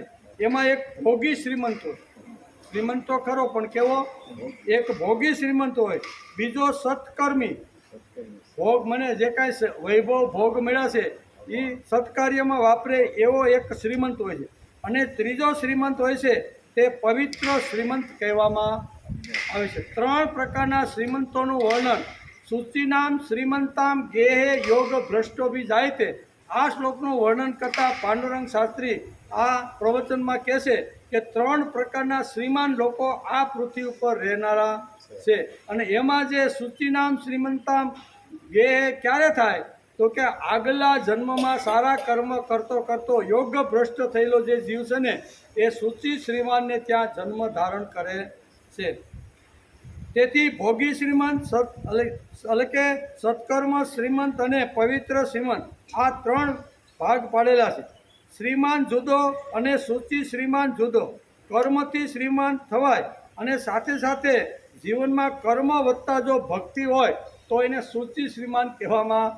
કર્મ પણ ખરું અને સાથે ભક્તિ પણ ભળેલી હોય, આને સૂચિ શ્રીમાન કહેવામાં આવે છે. ગીતાકારે એને સૂચિ શ્રીમાન કીધું. આજે ઘણા લોકો પૈસાવાળા હશે પણ તે બધા કાંઈ સૂચિ શ્રીમંત નથી હોતા. પૈસાવાળા દુનિયામાં ઘણા બધા લોકો હોય છે પણ તે સૂચિ શ્રીમંત હોતા નથી. શા માટે? શ્રીમંત ખરા પણ ભક્તિ ભળેલી નથી. એટલે શ્રીમાન માણસ હોય અને એમાં જો ભક્તિ ભળેલી હોય ને તો એને સૂચિ શ્રીમાન કહેવામાં આવે છે. સુરતની અંદર ઘણા બધા એવા અબજોપતિ પડેલા છે. કેટલા? જેની સંપત્તિનો પાર નથી. બરી દુનિયામાં જેટલી સંપત્તિ છે ને એમાં સુરતના લોકોનો પણ એકાદ નંબર આવેલો. આવા જે સૂચિ શ્રીમાન છે ને એનું તમે હાલવા ચાલવા વ્યવહાર તમે જુઓ ને હજારો લોકોને એ ઉપયોગી થતા હોય છે. સવારે ઉઠે ત્યાંથી કર્ણની જેમ દાન આપવાની શરૂઆત કરી દે અને જેને જેવી રીતની જરૂરિયાત હોય ને એ પ્રમાણે રિક્વાયરમેન્ટ હોય અથવા એ પ્રમાણે જો લઈને એની પાસે જાય ને તો આ લોકો 100% એને આવી રીતનું કરતા. આને કહેવાય સૂચિ શ્રીમાન. કેવા? પૈસા છે, અબજો રૂપિયા ભગવાનને આપેલા છે પણ ઘણીવાર લોકોને આપેલા હોય પણ એ સૂચિ શ્રીમાન હોતા નથી. ખાલી શ્રીમાન હોય, પૈસાવાળા હોય અને ભક્તિ ભળવી જોઈએ. ભક્તિ ભળે તો સૂચિ શ્રીમંત થવાય એમ શ્રીમદ ભગવદ્ ગીતાના આ 41મા શ્લોકમાં અર્જુનને કહે છે. તેથી પરંતુ એટલે કે કેવળ કર્મથી એટલે કે દેવ સુધારવાવાળા અને પૈસા મેળવવાવાળા એને ફક્ત શ્રીમાન કહેવામાં આવે છે.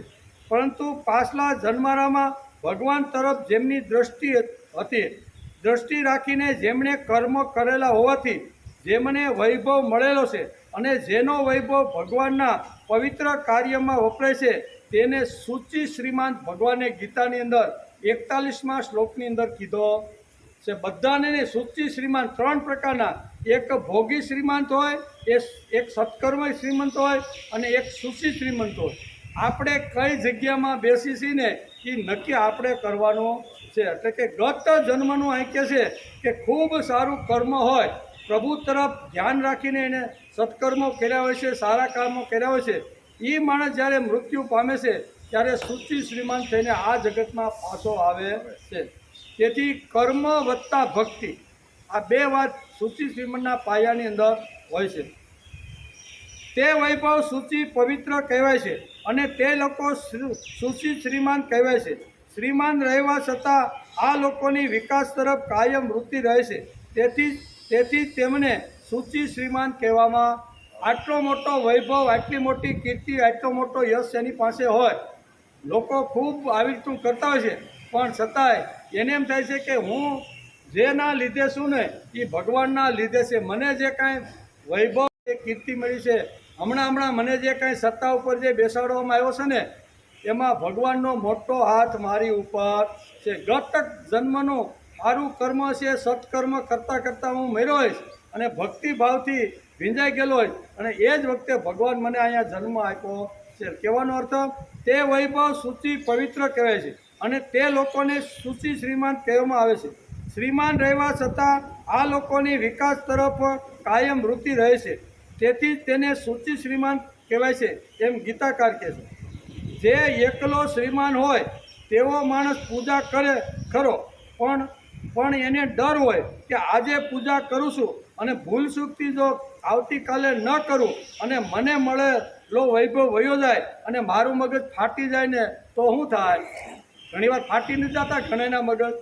આપણે ઘણીવાર કોઈને પૂછીને કે ભાઈ અરે એ બાપાને તો 2-3 છોકરા હતા, વિયા ગયા, આમ થયું તેમ થયું, કરોડો રૂપિયાને આને ફલાણાને આપ્યા છે અને પછી બાપાનું મગજ ફાટે કે નહીં?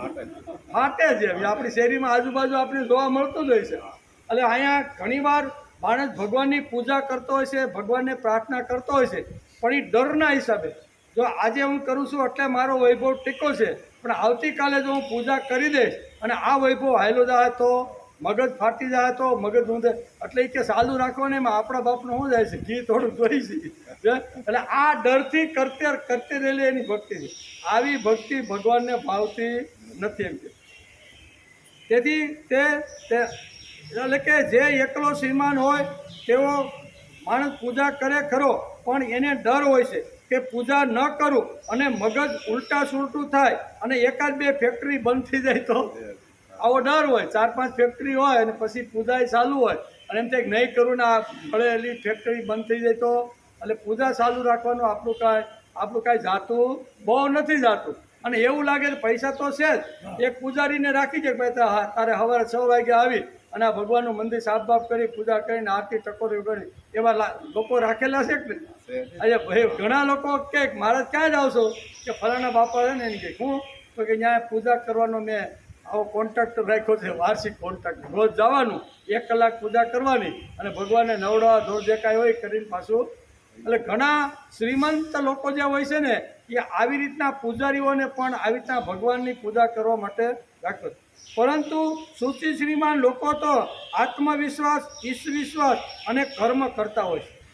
મને 100% આત્મવિશ્વાસ, ભગવાન ઉપરનો વિશ્વાસ, ગુરુ ઉપરની શ્રદ્ધા આ પૂર્ણપણે રાખીને આ સાધકો આવી રીતનો પ્રયત્ન કરતા હોય છે. તેથી શુચિ શ્રીમાન લોકો તો આત્મા તરફ જ એનું લક્ષ્ય રાખીને કર્મ કરતા હોય છે. તેથી કેવળ કોઈને પૈસા મળ્યા હોય એટલે તે શુચિ શ્રીમાન પણ હોય એવું માનવાનું કોઈ કારણ નથી. કર્મથી ઘણીવાર મળે, શું થાય? ઘણીવાર કર્મ સારું થઈ ગયું હોય, એકાદ જગ્યાએ જમીનમાં હાથ નાખ્યો હોય અને 5 વર્ષ પછી 5 ગણા પૈસા થઈ ગયા હોય તો પૈસા મળે, એમાં કાંઈ બુદ્ધિ હલાવવાની કે કાંઈ જરૂર આવી તો એને કાંઈ શુચિ શ્રીમંત કહેવાય નહીં. શા માટે? તો કે એમાં એનો એટલો પુરુષાર્થ પણ નથી ને ભક્તિ પણ ભળેલી. યોગાનું યોગ આપણી ભાષામાં કહેવાનું હોય ને કે માટી પકડીને હોનું થયું, એવી રીતે ઘણાને પૈસા મળે પણ એને ગીતાકાર શુચિ શ્રીમાન કહેતો નથી. જે કર્મ કરીને પૈસા આવે છતાં જેના કર્મનો હેતુ ભગવાનનો થવા માટે અથવા આત્મવિકાસ તરફ હોય તો તેને બીજા જન્મના પૈસા પણ મળે અને સારી વૃત્તિ પણ સારા કામ કરવાની વૃત્તિ પણ મળે અને પૈસો પણ મળતો રહેલો છે.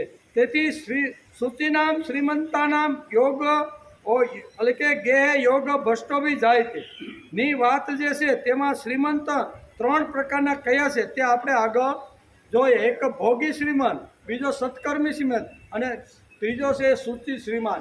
3 પ્રકારના અહીંયા શુચિ શ્રીમાનની વર્ણન કર્યું છે. તેથી શુચિનામ શ્રીમંતામ ગે યોગ ભ્રષ્ટો બી જાય તે 3 પ્રકારના અહીંયા શ્રીમંત લોકોનું વર્ણન ગીતાકારે કર્યું છે. પહેલો આવે છે ભોગી શ્રીમંત. ગયા જન્મારાનું કર્મ આવા ખાવાવાળા, ગયા જન્મારાનું કર્મ હોય ને એ ખાવાવાળા, વાસી ખાવાવાળા અને ઉપવાસી રહેવાવાળા. કેવા? વાસી ખાવાવાળા અને ઉપવાસી. આની પહેલાં આપણે વાર્તા કરી હતી ને, આ વાર્તા બહુ સરસ છે, આમાં ઘણા લોકોએ સાંભળી છે. આ શું કહેવાય? વાસી ખાય છે ને ઉપવાસી રહેશે. એ દાદા ઘણીવાર આ શ્લોક સમજાવતા એક ઉદાહરણ આપે છે કે એક દીકરીના લગ્ન એક વૈભવ સંપન્ન ખેડૂતને ત્યાં છે. 500 વીઘાની જમીન, 2-5 ટ્રેક્ટરો, 5-7 હાથી રાખ્યા હોય, બીજો મોટો આવી રીતનો ખૂબ મોટો એવો જહાજ લાઇનમાં જે ખેડૂત હતો એ ખેડૂતના દીકરી એક ખેડૂતને ઘેરે ગઈ. એટલે અહીંયા સંસ્કારી ઘરેથી આવેલી આ દીકરી હતી. ઘરે પણ મા બાપે ખૂબ સારા એને સંસ્કારો રેડ્યા હતા ને એ સંસ્કાર લઈને આ વૈભવની ટોચ ઉપર બેઠેલા જે ખેડૂત હતા ને એ ત્યાં આવી. ઘણો સમય ત્યાં રહી એણે જોયું 5-7 નોકરો છે, મારે કાંઈ કામ કરવું પડતું નથી, વાયદું કરવું પડતું નથી, સહાય ફેરવી પડતી નથી, કાંઈ કામ ખાલી રસોઈ કરીને આ બધું કરવું પડે, બીજું મારે કોઈ શારીરિક વધારે પરિશ્રમવાળું કરવું પડતું. હું તો ખરેખર સુખમાં જ આવી છું. પણ એક દિવસ એના મનમાં વિચાર આવ્યો કે આ ઘરમાં તો કોઈ પૂજાપાઠ ભગવાનને માનતા નથી, ભગવાનનું કામ કરતા નથી, બધા ખાઈ પીને બહુ જલસા જ કરે છે ને ખૂબ અઢળક સંપત્તિ અહીંયા આ લોકોને મળેલી છે. એટલે દીકરી સંસ્કારી હતી, વિચાર કરે છે એટલે કે આ ખાય છે એનું કારણ કે ગત જન્મનું કર્મ સારું લઈને આવ્યા છે એટલે આ જન્મમાં અત્યારે એ કર્મ વટાવી ખાય છે. એટલે એક દિવસ એના બાપાને પત્ર લખ્યો. ટપાલ જૂના કાળમાં હતી ને, ટપાલ જૂના કાળની વાર્તા છે, આજની નથી. બાપા મને એટલી તકલીફ છે, તમે ધ્યાન રાખજો. પણ જૂના કાળની એટલે ટપાલ લખી અને ટપાલમાં બધું ઘણું બધું સારું વર્ણન કર્યું. સારા કુળમાં આવી છે, આમ છે તેમ છે, સસરા સારા છે, દેર સારા છે, સાસુ ઈથી પણ હારા મારી, આવું બધું ખૂબ વર્ણન કર્યું. અને 2 લીટીમાં એવું એણે લખ્યું કે હું અત્યારે વાસી ખાઉં છું અને ઉપવાસી રહું છું. આ 2 લીટી લખી નાખી નીચેના ભાગ, બાકી બધું લખ્યું. એટલે હારા હતા એને પેલા નાનો એવો દેર હતો ને, કીધું કે દાદાને કેની કે ટપાલ પેટીમાં લાલ ડબલામાં નાખ્યા આવી છે. એટલે દાદા થોડુંક ભણેલા આવી છે, થોડુંક આસુ પાતળું. એટલે એને કીધું આની હોવ બટાઈ હું બાપાને મેસેજ મોકલા જરીક જોઈ લો. એ બધું વાંચ્યું, બહુ સારું કે બહુ સારું છેલ્લે લખ્યું ને કે આ શું લખ્યું, અહીંયાને કાંઈ ભૂખ નથી, કાંઈ અગવડ નથી કે વાસી ખાઈ છે. અમે તો આને કોઈ ટાઢી રોટલી કે ટાઢું પડેલું શાક ફ્રીજમાંથી કાઢીને આપ્યું, રોજે રોજનું તાજું. 5-10 નોકરો કામ કરે છે, અલગ અલગ ટાઈપની બધું કરે છે. હવે આ લખ્યું એટલે એ કે કાંઈ વાંધો નહીં, પણ નાખી તો દેવા દે. પેટી નાખી અને અઠવાડિયા, ત્યાં તો અઠવાડિયે 10 દીએ ટપાલ આવે. બાપાની ઘેરે ટપાલ આવી, બાપાએ વાંચી. બાપા કે આ વળી હું નહીં, પણ મારી દીકરી સંસ્કારી છે એટલે એમાં કાંઈક રહસ્ય તો 2 છેલ્લી લીટીમાં હોવું જોઈએ. એટલે બાપાએ ખંભે નાખ્યું પન્યું, બાગડી બાંધી અને ધીમે ધીમે હાલતા થયા. હાલવાનો જમાનો ભાઈ, 7-8 કિલોમીટર કાપીને આવવાનું. આવ્યા 10 વાગે આવ્યા, વેવાય બહુ આગતા સાગતા ઠંડુ વંડુ જે કાંઈ કાળમાં છે બધું પાયું. પછી હળવેકથી બેયને ખબર તો પડી ગઈ હતી, બે હારા શું કહેવાય, બે વેવાઈને. એટલે બેયને ખબર તો હતી જ, બેલી સહેલી 2 લીટીમાં હું લખ્યું છે. એટલે વિચાર કરવા લાગ્યા. એટલે હળવેકથી અહીંયા સસરાએ કીધું વેવાઈને કે તમારી દીકરીએ આવું જે કાંઈ લખ્યું છે એમ હાલી અમારી કાંઈ સમજણ પડી. અમે તો રોજ એને એકદમ તાજી રોટલી કે શાકભાજી જે કાંઈ હોય ને અમે વાસી ખાતા જ નથી. વાસી તો અહીં ઢોરને આન તેન બધું છે ને વધેલું ઘટેલું અમે ખાણમાં નાખીને બધું આપી છે. પણ તમારી દીકરીએ લખ્યું કે અમારા કુટુંબમાં બધા વાસી ખાય છે. કેવું વાસી ખાય છે અને ઉપવાસી રહે છે. આ તમારી દીકરી આ સમજાતું નથી. બાપા કે હું ગડબડમાં આવી ગયો, મને સમજાણું એટલે તો દોડતો આવ્યો કે એ 2 વેવાય શાંતિથી એકાંતમાં બેઠા છે, ચર્ચા વિચારણા કરે છે કે આવું કેમ એમ. એ કે અમને સમજાતું નથી. કાંઈ વાંધો નહીં, આપણે 2 બેઠા છીએ, વાત થાય છે. દીકરીને બોલાવો. દીકરીને બોલાવી. એકલા 3 બેઠા છે અને કહે છે બેટા તે આવું લખ્યું હતું? કે હા મેં લખ્યું હતું સહેલી 2 લીટીમાં. એ કે હુકામાં લખ્યું છે? એ કે એના બાપાએ પૂછ્યું એના પિતાએ કે આ શા માટે તે લખ્યું છે. એટલે બાપાને દીકરીએ જવાબ આપ્યો કે બાપા હું એક સુખી ઘરની અંદર આવી છું. 500 વીઘાનો આ મારા સસરાને ખેતી છે, સારા બધું ખૂબ સારું છે. પણ આ અત્યારે કાંઈ કરતા નથી, પૂજા ને સત્કર્મ ને સારું કર્મ ને કાંઈ નહીં. ઉઠી અને જેમ ઓલા બળદ જેમ કામે લાગી જાય ને એમ આ બધા કામે લાગી જાય છે. કોઈ ભગવાનનું નામ નહીં, ભગવાનનું કામ નહીં, કાંઈ નહીં. અને આટલો મોટો વૈભવ અત્યારે ભોગવી રહ્યા છે. એટલે આ બધા વાસી ખાય છે. ગત જન્મનું જે કર્મ હતું ને એ કર્મ અત્યારે વટાવીને ખાય છે અને ઉપાસી રહે છે. એટલે શું છે કે આવતા જન્મમાં આ વૈભવ એને મળવાનો નથી, એટલે ઉપાસી રહે છે. એટલે ત્યારે 2 વેવાઈને કે વાત તો હવે હાસી છે. અને એ વખતે પછી આ સસરા હતા ને એ કામે લાગી ગઈ હતી. કે વાત તો હાસી છે, આટલું મેળવ્યા પછી અમે ખરેખર કાંઈ કરતા નથી. ખાવું પીવું ને ભોગ ભોગવો, મોજ મજા કરો એટલી તમને ખબર છે. વૈભવ મળ્યો છે તો ઠાઠ માઠથી ભોગવો એવું ઈ કર્મ કરતા હતા. પણ દીકરીએ એની આંખ ઉગાડી દીધી કે વાત બરોબર છે, આ ગત જન્મનું જે ભાથું લઈને આવ્યા છે ને એ બધા ભોગવી છે. અહીંયા પણ એમ કે છે, શું કે છે કે ગયા જન્મારાનું કર્મ ખાવાવાળા, બરાબર, વાસી ખાવાવાળા અને ઉપવાસી રહેવાવાળા આવા ઘણા લોકો સમાજમાં દેખાય છે. આવા શેઠની તો જીવતા શોક સભા કરવી જોઈએ. કેવી આવા જે શેઠિયાઓ છે ને એની જીવતા શોક સભા કરવી જોઈએ. અને શોક સભા કરીને એક ભાઈને માઇક આપવું જોઈએ કે આમાં અડધી કલાક આ બાપો જવાનો છે વહેલો મોડો, એની શોક સભામાં આપણે બધા આવ્યા છીએ. એટલે એણે કહેવું જોઈએ કે તે અત્યાર સુધી કાંઈ કર્યું નથી. એમ ઓલા માઇક હાથમાં લઈને તારે કહેવું જોઈએ કે આને અત્યાર સુધી ખાવો પીવો મજા કરો અને જે કાંઈ મળ્યું છે એ ભોગવી લ્યો. આવું જેણે જીવ્યું છે ને આની અમને બધાને દયા આવે છે આ શોક સભામાં આવીને. એમ આ માઇકમાં જાહેરની અંદર આ બધી વાતો કહેવી જોઈએ.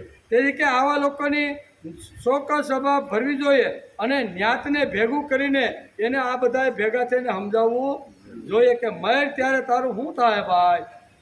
ધ્રુસકે આ શોક સભામાં આવીને લોકોએ રડી અને આ શેઠને કહેવું જોઈએ કે મર્યા પછી તારું શું થશે.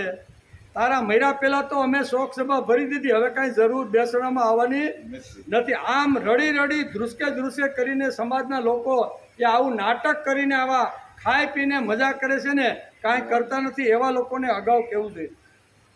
બીજો વર્ગ આવે છે સત્કર્મી શ્રીમંત. બીજા વર્ગના કેટલાક ગયા જન્મારે સત્કર્મ કરીને આવ્યા હોય છે અને આ જન્મારે પણ સત્કર્મ કરવાની એમની વૃત્તિ હોય છે. તેને સત્કર્મ શ્રીમંત યોગી કહેવામાં આવે છે. ત્રીજો વર્ગ છે શુચિનામ શ્રીમાન. તેમની માન્યતા કંઈક અલગ જ હોય છે. કર્મને લીધે મળ્યું છે તેમ તે માનતો નથી, પણ ભગવાને મને પ્રસાદ તરીકે આ વસ્તુ ભગવાને મને મોકલેલી છે. કર્મથી મળતું નથી. કર્મથી જો મળતું હોય તો ઊંધે માથે ઘણા બધા કર્મ કરે છે તો એને મળવું જોઈએ ને. મને જે મળ્યું છે એ મારા કર્મથી નહીં પણ ભગવાનના પ્રસાદ તરીકે મને મળતું રહેલું છે. આ એની શુચિ શ્રીમાનની પાક્કી સમજણ છે. મને જે કાંઈ ભોગ, મને કાંઈ સારી ઇન્દ્રિયો, મને સારો જે કાંઈ કુટુંબમાં જે કાંઈ વૈભવ મળ્યો છે ને એ બધું ભગવાન તારો જ પ્રસાદ છે. આવી જેની સમજણ છે એને ત્રીજા વર્ગનો કહે છે, એટલે કે શુચિ શ્રીમંત એને કહેવામાં આવે છે. આ જીવની દ્રઢ માન્યતા છે કે તેમની વાસના પવિત્ર, તેમની ભાવના પવિત્ર, તેમની કલ્પના પવિત્ર, તેમનું જીવન પવિત્ર, કર્મ સૂચિ અને સૂચિ કર્મ માટે સર્વસ્વ ઠાલવવાની જેની તૈયારી છે ને એને ગીતાકારે સૂચિનામ શ્રીમંતામ ગેહે યોગ ભ્રષ્ટોભી આ શબ્દ હોય છે. એમાં પહેલો ભોગી, બીજો સત્કર્મી અને ત્રીજો હોય છે સૂચિ શ્રીમાન. સૂચિ શ્રીમાન કહે છે ભગવાન તારી કૃપાથી મને પ્રસાદ તરીકે આ બધું મળ્યું છે, તેથી બધું હું પવિત્ર કાર્ય કરતો. સૂચિ એટલે પવિત્ર. આ પહેલો શબ્દ ભગવાને આ શ્લોકની અંદર વાપર્યો છે. સૂચિ સંસ્કૃત શબ્દ છે, એનું ગુજરાતી થાય છે પવિત્ર. તેથી જનકાદિક એટલે કે સૂચિ શ્રીમાન હતા. શ્રીમંત હોવા છતાં પવિત્ર હતા. જેની પાસે ગયા પછી પોતાની ક્ષુદ્રતા લાચારી ચાલી જાય તેને સૂચિ શ્રીમાન કહેવામાં.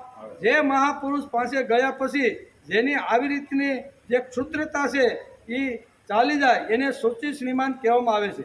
જેની પાસે ગયા પછી આપણને એનો ભભકો ન દેખાય, એનું સાત્વિક તેજ ધ્યાનમાં આપણને આવે. ભભકો ન દેખાય, બહારનો પહેરવેશ પહેરી અને લોકોને આકર્ષવાની કરતી સૂચિ શ્રીમાન કોઈ દી ક્યારેય કરતો. ઘણા લોકો પોતાનો ભભકો એવી રીતનો કરે ને લોકોને આકર્ષણ ન કરવાનું હોય ને તો આકર્ષણ થઈ જાય કે નહીં.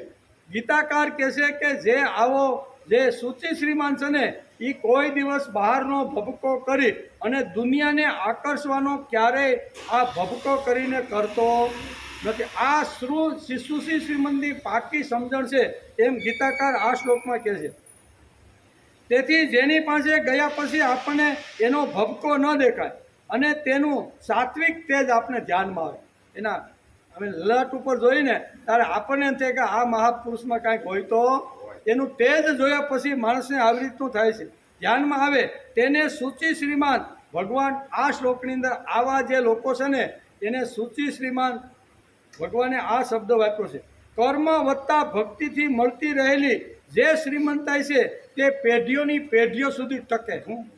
નહીં તો કોઈની 20 વર્ષ હોય, કોઈને આપણે કહીએ ને સુરતમાં ફલાણો ભાઈ આવ્યો ને એનો 10 કો હતો, 20 કો હતો, 25 વર્ષ ઓહો સંપત્તિ ક્યાં નાખવી. અને એ કારખાનામાં જો બેહવાનું હોય ને તો લાઈનમાં ઊભું રહેવું પડતું. ત્યારે નંબર લાગવો હોય તો ઘણીવાર આપણે થાય ને આથી 25, 50 કે 40 વર્ષ પહેલાં નજર કરો સુરત ઉપર, અને આવી રીતના શેઠિયાઓ આપણે ઘણીવાર જોવા મળતા હોય છે. ભપકો એટલો બધો ઠાઠમાઠ હોય ને, ત્યાં બેસવું હોય તો કેટલા સમય પહેલાં અરજી કરવી પડે, નામ દાખલ કરવું પડે, કયા ઘાટમાં કેવી રીતના આ બધું કરો ને એને જો લાગે ને પરીક્ષા લે ને પાસ કરે તો તમારો નંબર. હવે 40 વર્ષ પછી એનું પત્તું ફાટી ગયું, થાય કે ન થાય. અને ગીતાકાર કે સૂચિનામ શ્રીમંતામ ગેહે યોગ ભ્રષ્ટો બી જાય. હું જેને સુશી શ્રીમાન કહું છું ને એની હજારો પેઢીઓમાં ક્યારેય સંપત્તિ ઓછી થઈ નથી. દિલીપ જો, અજ જો, રઘુ જો, રામ જો, દશરથ જો, એની આગળની પેઢી તમે ઈશ્વાકુ વંશથી જો, આટલી પેઢીઓ તમે આપણેનો જો ઇતિહાસ વાંચી તો આપને ખબર પડે કે એ પેઢીઓની અંદર ક્યારેય સંપત્તિ ઓછી થાય. આને કહેવાય સૂચિ શ્રીમાન. કે દહકો આવે કેમ બાપા અટાણે 10 બાય 10ની રૂમમાં આવી ગયા, એ કે છોકરાએ ઊંધું વાળી દીધું ને 5 કરોડનું બંગલો બધું વેચાઈ ગયું, અને આ લાકડી લઈને જો ને આ દરવાજે પાછું પગી તરીકે કામ કરું છું. આવું થાય કે ન થાય? સમાજની અંદર આ બધી જ વાતો આપણે જોવા મળે છે. તેથી ભગવાને આ શ્લોકની અંદર એક આપણે શું કહેવાય આશ્વાસન આપેલું છે, અને લાલ બત્તી પણ કરેલી છે.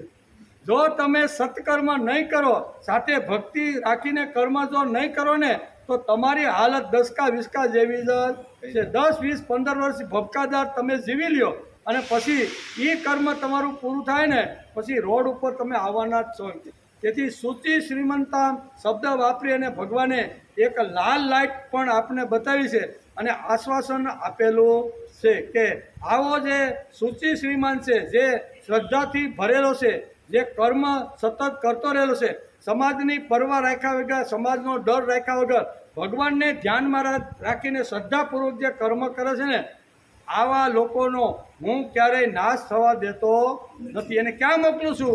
એ માણસ જ્યારે આ જગત છોડીને આવે છે ને ત્યારે સૂચિનામ શ્રીમંતામ ગેહે યોગ ભ્રષ્ટોભિમાન. આ ભગવાને સિક્કો મારીને કહી દીધું કે આવા લોકોને હું સ્વર્ગની અંદર મોકલું છું, જ્યાં સજ્જન લોકો સાથે વર્ષો સુધી આનંદ મોજ કરે છે, કર્મ પૂરું થાય છે, ત્યારે ફરીથી આ ધરતી ઉપર સૂચિનામ શ્રીમંતામ ગેહે યોગ સૂચિ શ્રીમાનને ત્યાં પવિત્ર કુળને ત્યાં અને વૈભવની ટોચ ઉપર બેઠેલો જે માણસ છે ને એને ત્યાં હું જન્મ તરીકે મોકલું.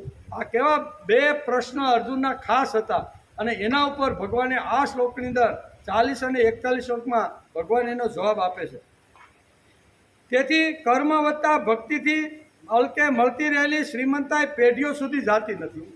ભક્તિ ભળે, કર્મ તો હોય જ એનું, દરેક રાજાના કર્મ તો હતા જ, પણ માધાનતા જેવા પણ આવ્યા છે ને એ પણ આ કાલના પેટમાં દટાઈ ગયા છે. એની પણ 1 પેઢી કે 2 પેઢી સુધી એની બધું આવ્યું, પણ જેની સાથે ભક્તિ ભળેલી છે ને એની પેઢીઓમાં ક્યારેય શ્રીમંતાઈ જતી નથી.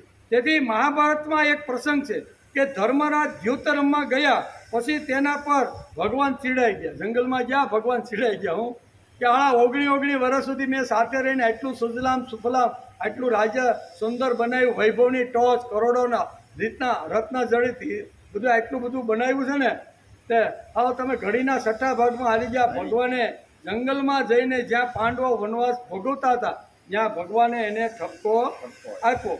તેથી મહાભારતમાં વેદવ્યાસે એક પ્રસંગ લખેલો છે કે ધર્મરાજ દ્યુત રમવા ગયા, પછી તેના પર ભગવાન ખૂબ ચીડાઈ ગયા છે. અરે તું કાકાને ઓળખી ન શીખો? યુધિષ્ઠિરે શું કીધું? કાકાએ આમંત્રણ મોકલ્યું, અમે તો પાછા હારી ગયેલું રાજ્ય અમને કાકાએ પાછું આપી દીધું. એ લઈ અને અમે ઇન્દ્રપ્રસ્થ જતા હતા ને આ પાછા રસ્તામાં મેસેજ આવ્યા કે ભાઈ એક દાવ ખેલતા નથી. એટલે કાકાનું આમંત્રણ આપ્યું. નીચે સહી કોની હતી?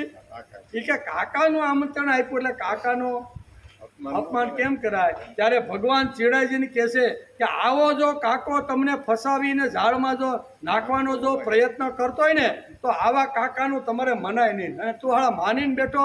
એમ કરીને ભગવાન ભારે એવો ઠપકો જંગલ. અરે તું કાકાને ઓળખી ન શીખો, તું મારો માણસો અને સારું કામ પણ કરે છે, પણ છતાંય આવા હરામખોર કાકાને તું ઓળખી શકો નહીં. તેથી તારે દક્ષતા તો રાખવી જોઈએ ને. જાતી વખતે જાવ કે ન જાવ, અથવા કાકાને ભલે ને જઈને જવાબ આપું કે હવે ભાઈ આ કામ અમારે કરવું નથી. એટલે આ બધી વાતો છે. તેથી કાકાને બોલાવ્યા અને પિતૃ આજ્ઞા ગૌરવ. યુધિષ્ઠિરે શું કીધું? કૃષ્ણ ભગવાનને જવાબ કે પિતૃ આજ્ઞા ગૌરવ, એટલે કે પિતા તુલ્ય કાકાની આજ્ઞા મારા માટે ગૌરવ સમાન છે. એમ સમજીને હું પાછા ફેંકવા ગયો. ત્યારે આ ભગવાન એને ઠપકો આપે છે. ભગવાન એને ઠપકો આપતા કહે છે કે આવા કાકા એ બોલાયો અને પિતૃ આજ્ઞા ગૌરવ સમજી અને દ્યુત રમવા ગયો. કોની આજ્ઞાનું ગૌરવ કરવાનું એ ગાંડા તને ખબર નથી. શું કહે છે? એ ગાંડા આ જંગલમાં હવે રખડો 13 વર્ષ સુધી દીધું, અને કેની આજ્ઞાની પાલન કરવું ને કેની નહીં કરવાનું ને એટલી દક્ષતા તો માણસે રાખવી જોઈએ. આમ શ્રીમંતને એટલે કે શ્રીમંતને કયા ખાનામાં મૂકવો? ભોગીના ખાનામાં, સત્કર્મીના ખાનામાં કે સુશીલ શ્રીમંતના ખાનામાં? એ મનુષ્ય જીવન મળ્યા પછી માણસે વિચાર કરી લેવો કે આ ભગવાને તો કહી દીધું, શુચિનામ શ્રીમંતામ ગેહે યોગ ભ્રષ્ટો બી જાય તે, કે ભાઈ આવી સ્થિતિની અંદર થાય તો આવી સ્થિતિમાં ક્યાં કોને મૂકો ને એ માણસે વિચાર કરી લેવો જોઈએ. ભગવાન કહે છે કે યોગ ભ્રષ્ટ શુચિ શ્રીમાનને ત્યાં આવે, અથવા શ્રીમંતામ યોગીનામ કુલ ભવતી. શ્રીમાન એટલે અતિ પ્રભાવી બુદ્ધિ જેમની પાસે છે એવા યોગીઓના ઘરે આ લોકોનો જન્મ થાય છે. ગીતાકારે પહેલું જ કહ્યું છે તે દુર્લભ છે, અને પછીની બીજી લીટીમાં જે કહ્યું છે ને તે એના કરતાં દુર્લભતરમ છે. ભગવાને 2 શ્લોકની અંદર બહુ સરસ રીતે અહીંયા અર્જુનના પ્રશ્નનો જવાબ આપવાનો પ્રયત્ન કર્યો છે. આ શ્લોકમાં ભગવાને અર્જુનને આશ્વાસન પણ આપ્યું છે, અને કોઈ પણ સાધકનું પતન થતું નથી એવું ભગવાને સ્પષ્ટ આ શ્લોકની અંદર કહી દીધું. શુભ કર્મ કરવાવાળાનું કોઈ દિવસ અધોગતિ થતી. આ એક કડીમાં કેવું હોય તો આટલું કહી શકાય. સત્કર્મ કરે છે, પ્રભુ કર્મ કરે છે, શુભ કર્મ કરે છે ને એનું કોઈ દિવસ ક્યારેય અવગતિ કે ખોટી ગતિમાં હું એને મોકલતો નથી એમ. તેથી આ શ્લોકમાં ભગવાને અર્જુનને આશ્વાસન આપ્યું છે કે કોઈ પણ સાધકનું પતન થતું નથી અને તે દુર્ગતિ પામતો નથી. 37મા શ્લોકમાં જેની સાધનામાં શ્રદ્ધા છે પરંતુ જેના પ્રયત્ન શિથિલ છે તે યોગની સિદ્ધિને ન પામતા કઈ ગતિને પામે છે, એ અર્જુનનો જે પ્રશ્ન હતો ને એ ભગવાને 41મા શ્લોકની અંદર આ 37મા શ્લોકમાં જે પ્રશ્ન હતો, શ્રદ્ધાથી કામ કરે છે, 100% તમારામાં શ્રદ્ધા છે, શરીરના અંગો ઢીલા થયા છે તેથી પૂર્ણ ભક્તિ કરી શકતો નથી. આવા જ્યારે મૃત્યુ પામે ત્યારે એની ગતિ કઈ થાય છે? ભ્રષ્ટ તો થઈ જતો નથી ને. એવો જ્યારે અર્જુનનો પ્રશ્ન 37-38 શ્લોકમાં હતો ત્યારે ભગવાન કહે છે એને ક્યારેય હું નાશ થવા દેતો નથી. એમ કરીને આ શ્લોકની અંદર આ ભગવાન કહે છે. ત્યાર પછી એટલે કે સિદ્ધિને પામે, કઈ ગતિને પામે છે એ અર્જુનને 2 શ્લોકની અંદર ભગવાને 40 અને 41 શ્લોકમાં એને જવાબ આપ્યા છે.